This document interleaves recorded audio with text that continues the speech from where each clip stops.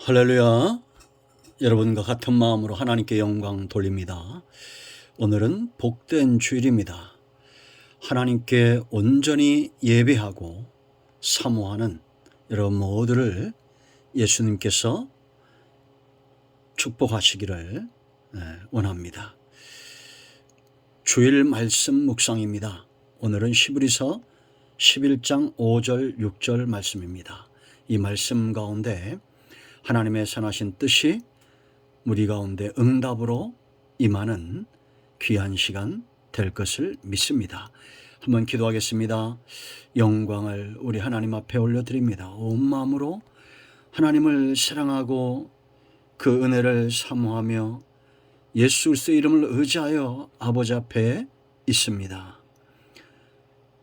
말씀을 전하는 종이나 듣는 모든 주의 백성들 가운데 하나님의 선하신 뜻이 분명히 서는 귀한 시간, 응답의 시간 되게 하옵소서. 악한 영이 틈타지 못하게 하시고 성령 하나님 우리 가운데 충만하게 역사하셔서 눈과 귀를 여시고 마음을 열어주시기를 원합니다.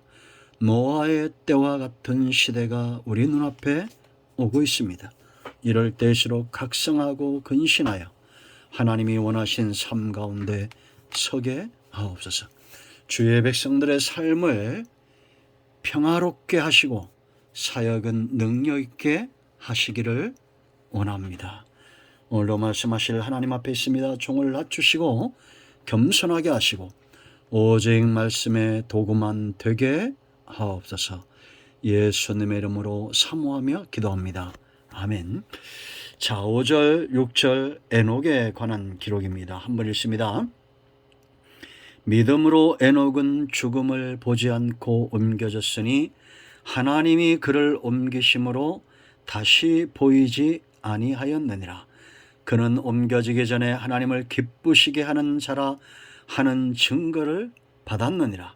믿음이 없이는 하나님을 기쁘시게 하지 못하나니 하나님께 나아가는 자는 반드시 그가 계신 것과 또한 그가 자기를 찾는 자들에게 상 주시는 이심을 믿어야 할지니라.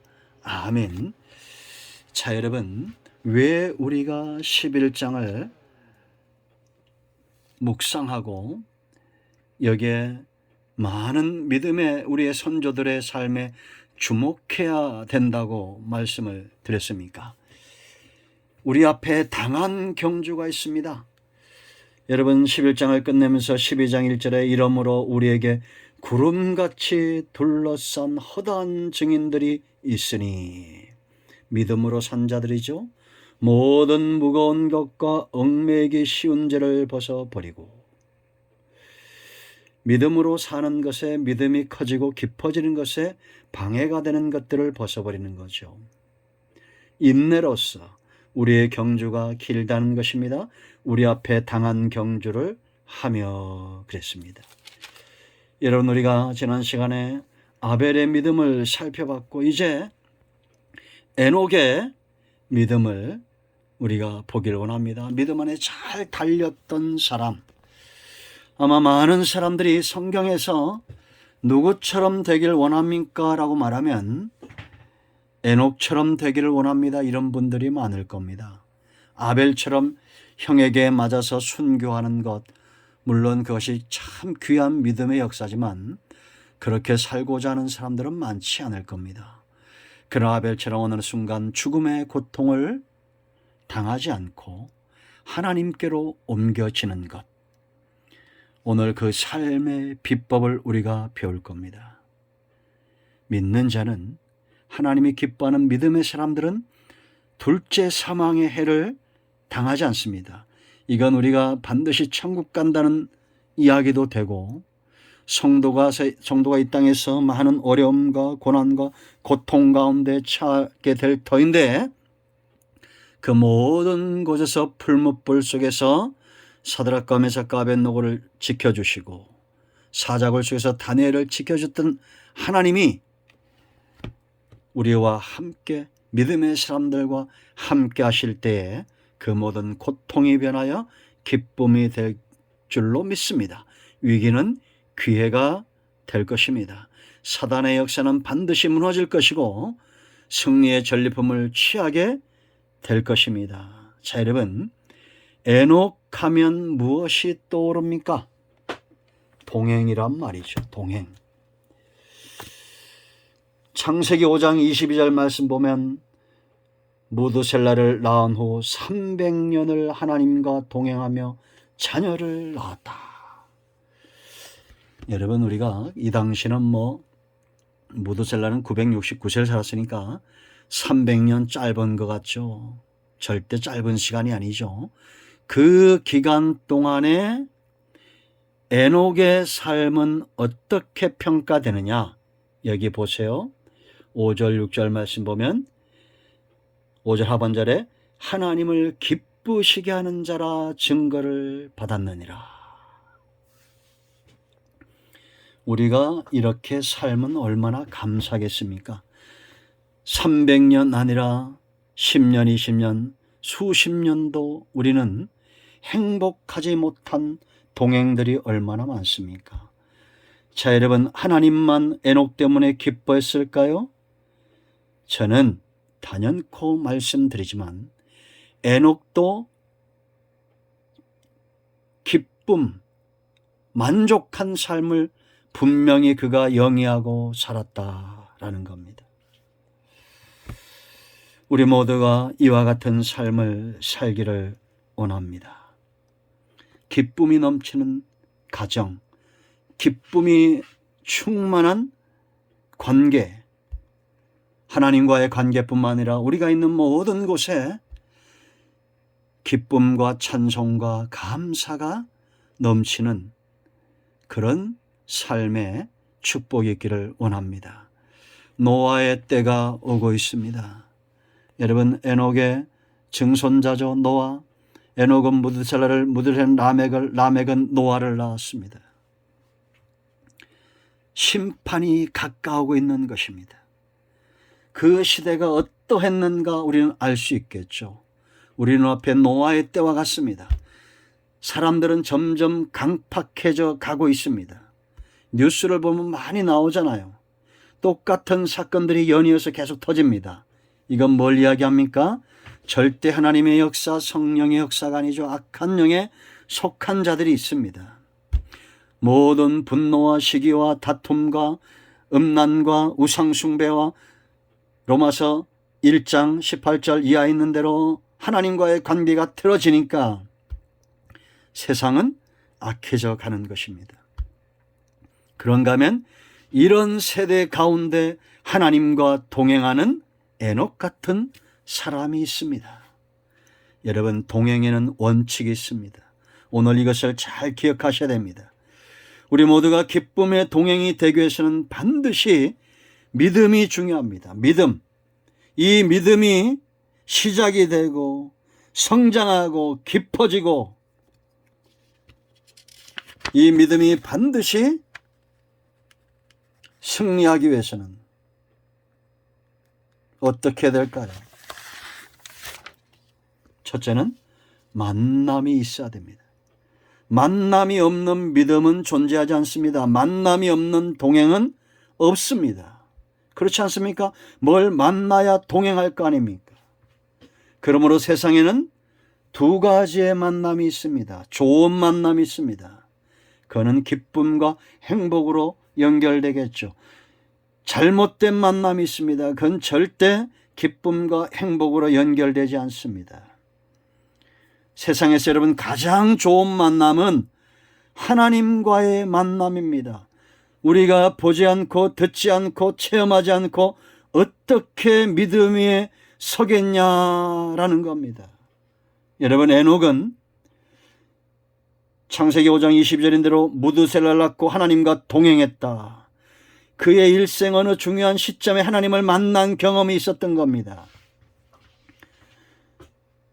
그가 하나님을 만남을 어떻게 할 수 있어요? 그가 아들을 낳고 무드셀라, 창을 던지는 사람, 이런 뜻입니다. 성경학자들은 이를 이렇게 해석합니다. 이 당시에는 마을 입구에 마을 입구를 지키는 창을 들고 지키는 자가 있었습니다. 그 사람이 죽어야 그 마을을 정복한다는 겁니다. 그래서 무두셀라가 죽고 하나님의 홍수 심판이 왔다라고 보는 거예요. 노아가 600세대 전에 홍수가 임했는데 그때 무두셀라의 나이가 969세였고 그 해에 죽습니다. 하나님의 심판이 임한 겁니다. 자, 여러분, 이보다 더 중요한 만남이 어디 있겠습니까? 예수님은 다시 오시마 말씀하셨고 그 전에 노아의 때와 같을 것이라 말씀하셨습니다. 주님이 곧 오신다, 심판의 날이 다가온다, 이거를 아는 자와 분명히 만난 것처럼 보고 들은 자와 그러지 못한 자의 삶은 완전히 다를 것입니다. 에녹은 이 계시를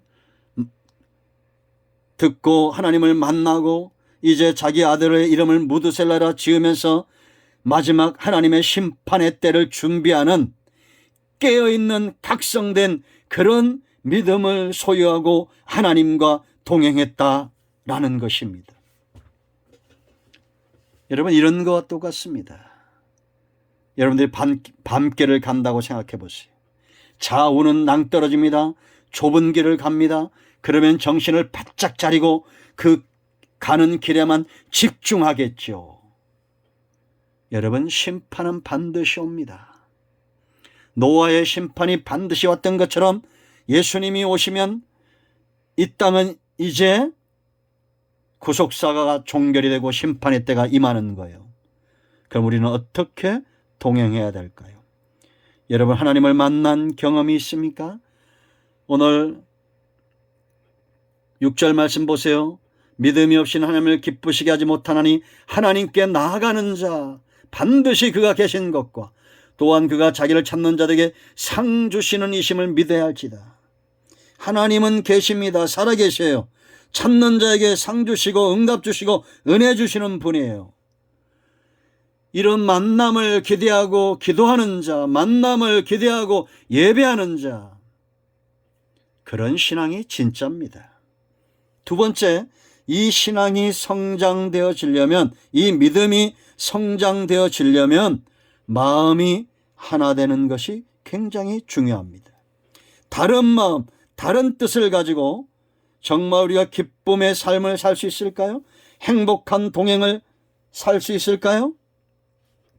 로마서 15장 5절 6절 말씀 보면 하나님께 영광을 돌리는 삶의 비결이 있습니다.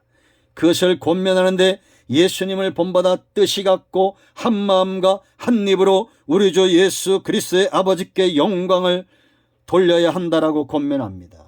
아모스 선지자는 두 사람이 의합지 못하고서야 어찌 동행하겠으며 아모스 3장 3절 육에 속한 사람과 영에 속한 사람, 땅에 속한 사람, 하늘에 속한 사람 한 마음이 될 수 없겠죠. 어떻게 한 마음이 되겠습니까? 기쁨과 행복이 있는 주님과의 동행이 되려면 이제 남은 것은 뭐겠어요? 누구의 뜻에 하나 되어야 하는가라는 겁니다. 성령, 우리가 예수 믿은 다음에 성령님이 오시면 하나님의 마음을 알게 하고 하나님의 뜻에 수종들게 하죠. 내 뜻보다 하나님의 뜻이 이루어질 때 이것이 행복이다라고 믿는 사람들이 있습니다. 여러분 보세요. 예수님께서 쓴 잔이라도 십자가를 지신 것은, 기꺼이 지신 것은 그것이 하나님의 뜻이며 이 하나님의 뜻이 장차 영광으로 나타날 것을 바라보았기 때문입니다.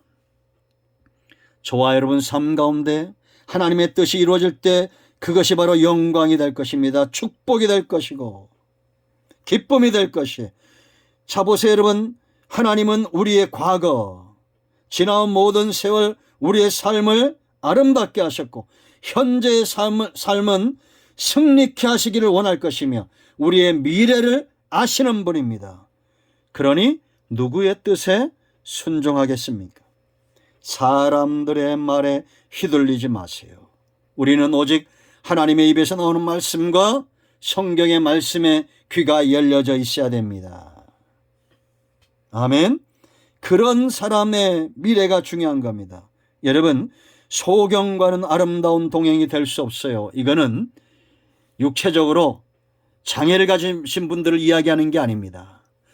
영적으로 장애자, 보지 못하는 자, 여러분 산에 가서 돌덩이에 빌어보세요. 그 돌덩이가 뭘 봅니까? 나무로 만든 신상이 뭘 듣습니까? 전부 소경되고 무감각하고 생명이 없는 신들이잖아요. 그러나 하나님은 살아계신 분이에요. 우리가 에녹처럼 예수님처럼 하나의 뜻으로 한 마음으로 한 입으로 하나님의 뜻이 내게 이루어지기를 기뻐하고 순종한다면 그 동행에 참된 행복과 기쁨이 있습니다. 그러므로 여러분, 우리가 광야에서 이미 배웠죠. 하나님의 뜻에 순종하도록 하나님은 연단을 하시는 겁니다. 여러분, 주변에 있는 사람과 환경은 축복이에요. 하나님이 나를 다루시는 축복의 매고 축복의 통로입니다. 에녹처럼 하나님의 뜻에 수종드세요. 하나님이 앞서가시면 같이 보조를 맞춰서 따라가십시오.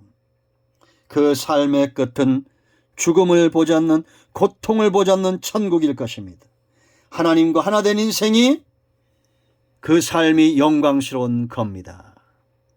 여러분, 목자와 동행하는 양은 이리를 걱정하지 않습니다. 푸른 초장과 쉴 만한 물가를 애써 찾고 고통스러워하지 않습니다. 목자만 찾으면 됩니다. 마음을 다하십시오.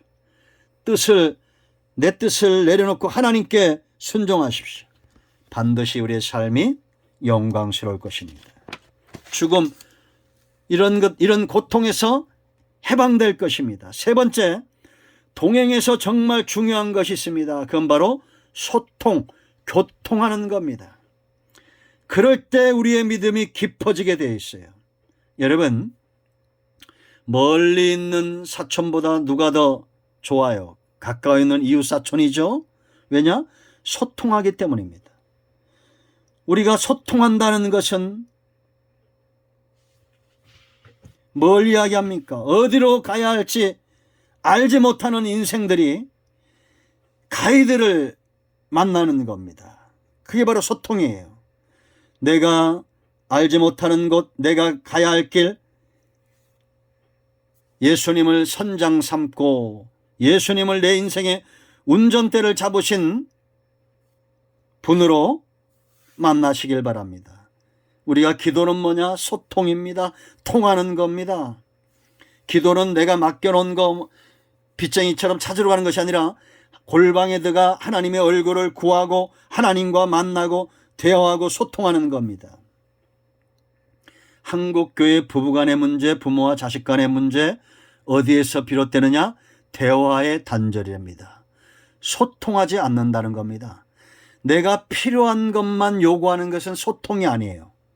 그거는 식당 가서 주문한 것과 똑같은 겁니다. 소통이란 것은 그런 게 아니에요. 마음을 나누는 겁니다. 서로의 고통들을 헤아려 주는 겁니다. 여러분, 예수님은 우리 안에 모든 것들을 아시는 분입니다.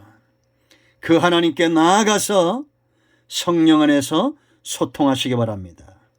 하나님은 이스라엘 백성들 가운데 불과 구름 기둥을 보내시고 종들을 보내시고 그들과 만나시기를 원했습니다. 회막들에서 만나고 성소에서 만나고 지성소에서 만나고, 하나님은 우리의 아버지가 되시고 왕이 되시고 예수 나의 신랑이 되십니다. 소통하십시오. 소통의 달인이 되십시오. 내 안에 있는 모든 것들을 드러내고 그럴 때 관계가 깊어지는 것입니다.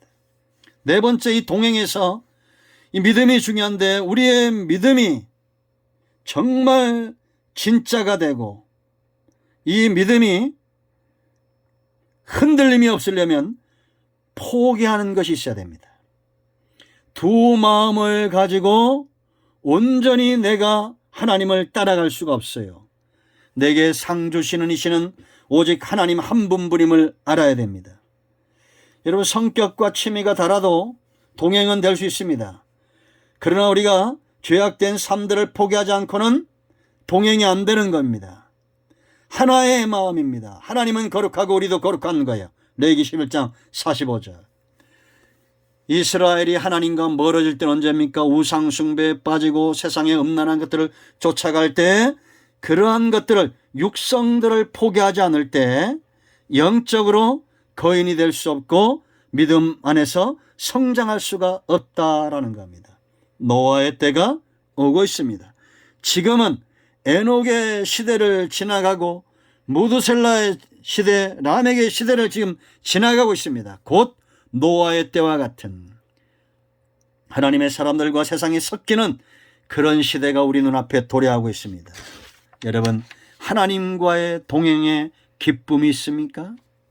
하나님만 기뻐할까요? 노아가 더 크게 기뻐했을 겁니다. 에녹이 이런 가정에서 노아가 나오는 겁니다.